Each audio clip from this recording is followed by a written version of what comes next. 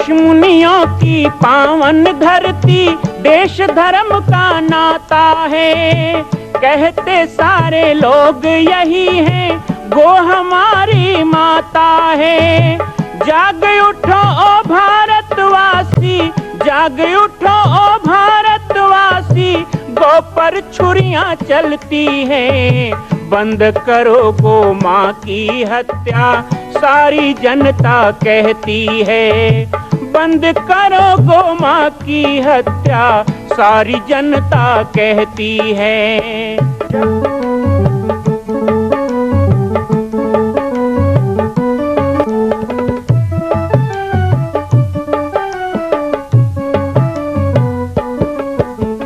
जगह जगह पर बूचड़ खाना, लाखों गौएं कटती हैं। किसे सुनाए व्यथा हमारी, नैना नीर बहाती हैं। रक्षा करना गौ माता की, रक्षा करना गौ माता की, गीता ज्ञान सिखाती है। बंद करो गो माँ की हत्या, सारी जनता कहती है। बंद करो गो माँ की हत्या, सारी जनता कहती है।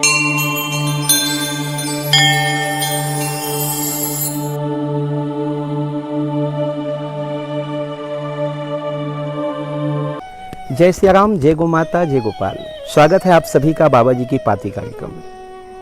नए कलेवर और नए विषयों के साथ धीरे धीरे हम 1 वर्ष की पड़ाव की ओर बढ़ रहे हैं। 15 जून को बाबा जी की पाती प्रारंभ की गई थी। 15 जून 2020 से लेकर 15 जून 2021 का ये जो सफ़र है, ये जो यात्रा है बाबा जी की पाती की, ये बहुत ही यादगार और अविस्मरणीय रही है। श्री पाटेश्वर धाम की स्थापना 1975 से हुई। परम पूज्य गुरुदेव भगवान इस जंगल में जब 1975 में पधारे, तब से लेकर आज तक कभी भी सोशल मीडिया पर या किसी अन्य मीडिया पर इतना ज़्यादा प्रचार प्रसार नहीं हुआ जितना बाबा जी की पाती कार्यक्रम से हुआ। आप सबका स्नेह भी मिला, इसके लिए पाटेश्वर धाम परिवार की ओर से आप सभी का बहुत बहुत आभार। बचपन की यादें, अभी का विषय हमारा है बचपन की यादें। और बचपन की यादें कार्यक्रम लगातार 18 दिनों से प्रसारित हो रही है। आप सभी ने भरपूर आनंद लिया है। एक बार आज पुनः आप सबके साथ मैं अपने बचपन की यादों को लेकर उपस्थित हूँ। थोड़ा सा हमने एक निवेदन किया था कि भक्तों की जिज्ञासाएं आमंत्रित है, तो आज हमारे पास पाठक परदेसी जी के द्वारा एक छोटी सी जिज्ञासा आई है। इसी विषय पर उन्होंने कुछ बोला है। आइए सुनते हैं क्या कह रहे हैं पाठक परदेसी जी। पूज्यवर राम बालक दास महात्यागी जी, सादर प्रणाम। एक जिज्ञासा है प्रभु, कहते हैं बचपन हर गम से बेगाना होता है। आपका बचपन भी गमों से अछूता बीता होगा। आप अपने बचपन की मधुर स्मृतियों में किसे वरीता क्रम में रखेंगे? प्रकाश डालने की कृपा हो भगवान। पाठक परदेसी जी, आप जानना चाहते हैं कि इतनी सारी यादों में वो कौन सी मधुर स्मृति है जो आपको बहुत अच्छा लगता है या बार बार याद करने का मन करता है?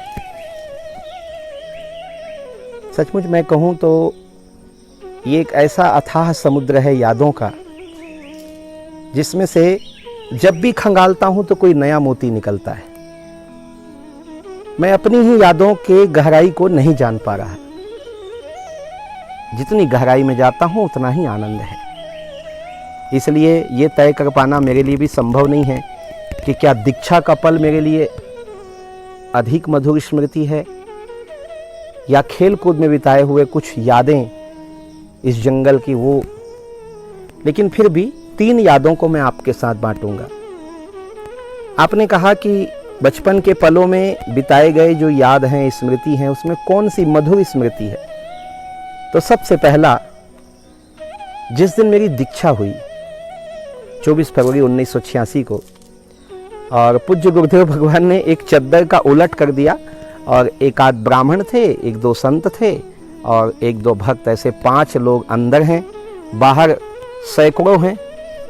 और भजन चल रहा है। गुरुदेव ने कहा था सब सीताराम जपिए, इधर दीक्षा का कार्यक्रम हो रहा है।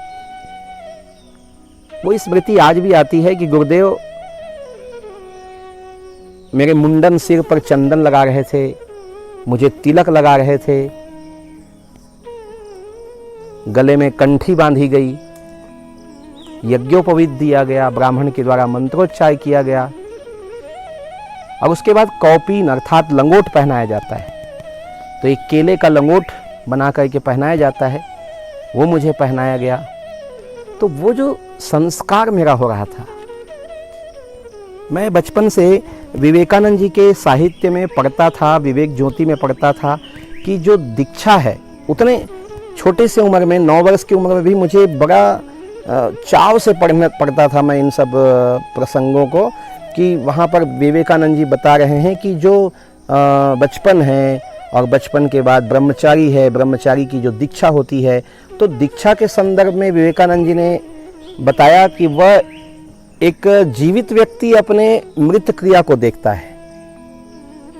मरने के बाद कोई नहीं जानता कि उसके शरीर के साथ क्या क्या हो रहा है, लेकिन ये संन्यास दीक्षा में होता है कि वो अपने शरीर के साथ होने वाली क्रियाओं को देखता है। और संभवतः जो मैं कह रहा हूँ, चंदन, तिलक, यज्ञोपवीत, वस्त्र, उपवस्त्र, ये सब कुछ एक मुर्दे के साथ भी होता है, उसे संस्कारित किया जाता है। तो एक तो वो स्मृति कभी मिटती नहीं है। बहुत अच्छा लगता है उस स्मृति को बार बार मानस पटल में लाकर कि दीक्षा के समय मेरे साथ क्या क्या हुआ, मेरी क्या मन स्थिति थी, मुझे कैसा आनंद आ रहा था या कैसा मुझे महसूस हो रहा था। दूसरी स्मृति आपके साथ साझा करना चाहूँगा। जब मैं हरिद्वार कुंभ गया, जिसका आप आगे सुनेंगे, और हरिद्वार कुंभ में पहली बार जैसे ही मैं पंडाल में गया, पंडाल लगता है, और जैसे ही मैं कैंप में गया, मुझे ऐसा लगा मैं कोई अलग दुनिया में आ गया। हजारों की संख्या में साधु संत, कोई धुनी तप रहा है, कोई माला जप रहा है, कोई हवन कर रहा है। और उस समय की बात है, आज से 35 साल पहले का जो साधु जीवन होता था, तब कोई फोन, मोबाइल, आडंबर, डेकोरेशन, लाइट, चमक धमक नहीं। घास की कुटिया है या फिर केवल कपड़े का पंडाल है, कोई भोजन हो रहा है, कहीं जयकारा बोला जा रहा है। और हमारे जो दादा गुरु हैं, परम पूज्य महामंडलेश्वर श्री रामकृष्ण दास जी महात्यागी वैष्णव कुल शिरोमणि, वो आसन पे बैठे हुए थे। उनके पास बड़े बड़े वयोवृद्ध संत बैठे थे। किसी की जटाएं इतनी लंबी, किसी की दाढ़ी इतनी लंबी, किसी का भाल इतना विशाल, इतने बड़े बड़े तिलक चंदन लगाए हुए। तो वो जैसे ही मैं कैंप में गया और मेरे हाथ पांव हिलने लगे, कांपने लगे, मैं अपने आप को साधु समझता था। वहां जाकर सारा भ्रम टूट गया कि साधु तो क्या, हम तो उनके चरणों की रज भी नहीं है, धूल भी नहीं है। संत क्या होते हैं, उनकी दिव्यता, भव्यता, सेवा और क्या उनका रूप होता है, वो मैंने देखा। वो पहला संत दर्शन कुंभ में जाकर पहली बार जब बाल मन पे सीधे संतत्व की छाप पड़ी थी, वो दिन मेरी मधुर स्मृतियों में है। और एक स्मृति बचपन की चपलता की और वन्य जीवन की है, वो भी आपके साथ बांटूंगा। इसी जंगल की बात है, एक स्मृति आती है। एक दिन मैंने आपको बताया था कि मुझे गीध मिला, मुझे एक बाघ मिला, एक भालू मैंने देखा, सर्प तो देखते ही थे, खरगोश, हिरन, इनके पीछे दौड़ना, बंदरों को तो मित्र बनाना, उनके नाम से पुकारना, बहुत सारी स्मृतियाँ हैं। लेकिन एक दिन होली के बाद दोपहर का समय था, और दोपहर में जब गुरुदेव सो जाते तो मुझे भी कहते आराम करो, लेट जाओ, धूप में मत जाओ। लेकिन बाल स्वभाव, आश्रम में कोई था नहीं, गुरुदेव थे, मैं अकेला था। और गुरुदेव के सोने के बाद मैं देखते रहता था गुरुदेव कब सोए तो मैं अपनी मनमानी करूं। तो एक दो बर्तन मैंने उठाए, पता नहीं शायद स्वयं के भोजन का बर्तन था, क्या था, क्योंकि उस समय मैंने पहले भी बताया था कि आश्रम और कुआं के बीच में घना जंगल होता था। जहाँ अभी गायत्री मंदिर बन गया है और शिव मंदिर बन गया है, आम वगैरह के पेड़ लग गए हैं, वो घनघोर जंगल होता था। वहाँ से गुजर के आना किसी के बस की बात नहीं थी। कुआं में पानी भरने कोई एक अकेला नहीं जा सकता था। तो गुरुदेव ने व्यवस्था बना रखी थी कि जब भी पानी के लिए आए तो हम दोनों आते, या भगत हो तो आते थे। तो उस जंगल को पार करके मैं नीचे नर्मदा कुंड जो कुंड नहीं था उस समय, बहता हुआ नाला था। बस यह है कि वहाँ भंवर पड़ने से वहाँ 12 महीना पानी रहता था। नर्मदा जी का जल कभी सूखा नहीं, आज भी कुंड में जल भरा हुआ है। तब तो नीचे डैम भी नहीं था, तो सारे जानवर यहीं पानी पीने आते थे। और खासकर गर्मी के दिन में जानवरों को पानी पीने का एक ही जगह होता था, वो था जामड़ी पाट में। इसीलिए इस जगह को मरदेल कहते थे। मरदेल का अर्थ मैंने रामाधीन बाबा को पूछा एक बार, तो रामाधीन बाबा बोले कि वहाँ जाना है यानी अपने मृत्यु में जाना है, मौत को गले लगाना है, इसलिए मरदेल। आज भी सरकारी नाम में यहाँ जो डैम बना हुआ है उसको मरदेल झरन बांध कहते हैं, अर्थात मरदेल से आने वाला पानी। तो इस जगह को मरदेल कहते थे। और यहाँ पर ये जो नाला है तो यहाँ हिंसक जानवर पानी पीने आते थे, लेकिन कभी किसी ने यहाँ पर किसी जानवर की हत्या नहीं देखी। इस बात को बहुत लोग कहते हैं, और सियान लोग तो यहाँ तक कहते हैं कि वो छोटा सा भंवर होता था पानी का, लेकिन उसकी गहराई कोई नहीं आंक पाया वो कितना गहरा था। आज भी लगभग ये कहें कि अंगूठे के आकार का पानी यहाँ 12 महीने निकल रहा है। मैं कुछ बर्तन लेके आया, मुझे लगा गुरुदेव डांटेंगे कहाँ गए थे, तो मैं कह दूंगा मैं बर्तन धोने गया था। ये चतुराई की। और मैं नीचे आया, और बर्तन तो बहाना था, मैंने मिट्टी लगा करके बर्तन को धोया, पानी से किया साफ, और उसके बाद में खेलने लगा। बालपन है, कभी चिड़िया के पीछे दौड़ना, कभी मेढकों को इधर उधर दौड़ाना, तो कभी बंदरों के पीछे दौड़ जाना, और वापस आके पानी के पास। गर्मी का दिन था तो पानी में खेलना अच्छा लग रहा था। एक दिन मैंने आपको बताया था कि एक जंगल का शेर जब बाहर आया तो पेड़ों के पत्ते हिलने लगे, दीमक की मिट्टी गिरने लगी। मुझे आश्चर्य होता है, प्रकृति भी अलग अलग रूप धरती है। उस दिन शेर आया तो इतने सारे संकेत मिले, लेकिन आज अचानक झाड़ियों में सरसराहट हुई। ये मेरे जीवन में कभी ना भूलने वाला पल है, और कभी भूल भी नहीं सकता मैं।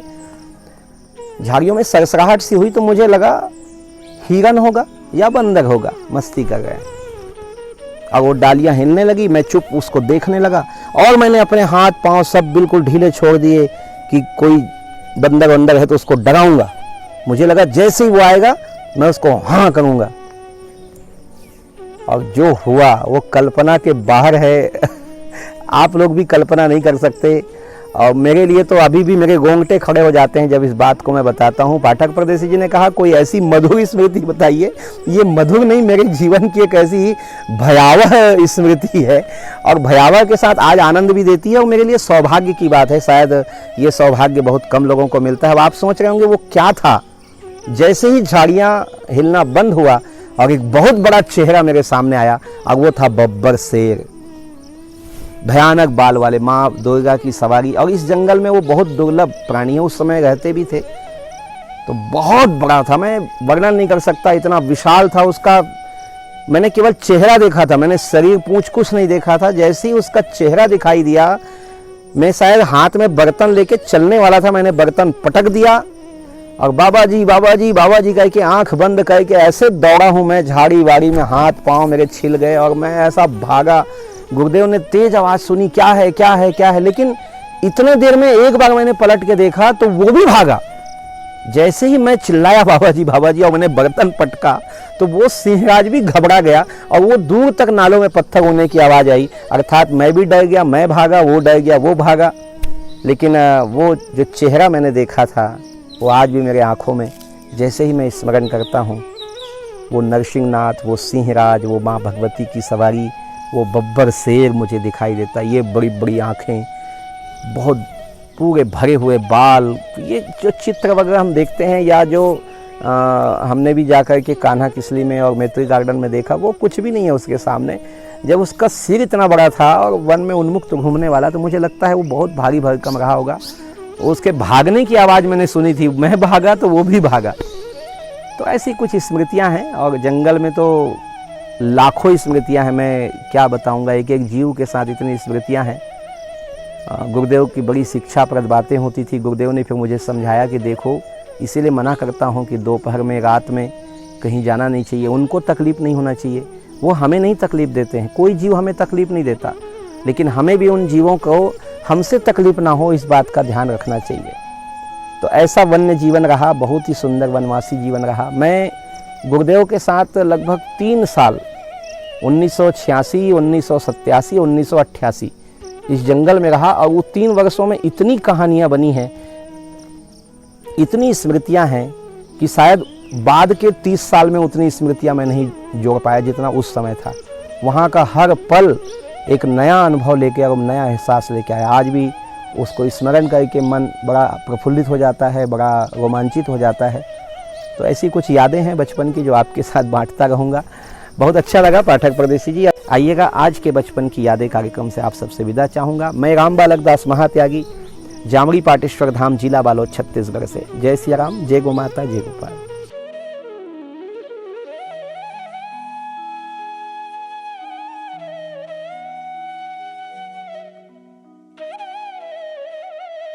मां कौशल्या की पावन जन्मभूमि छत्तीसगढ़ प्रांत में बालोद जिला में स्थित है श्री सर्वसिद्ध शक्तिपीठ जामड़ी पाटेश्वर धाम।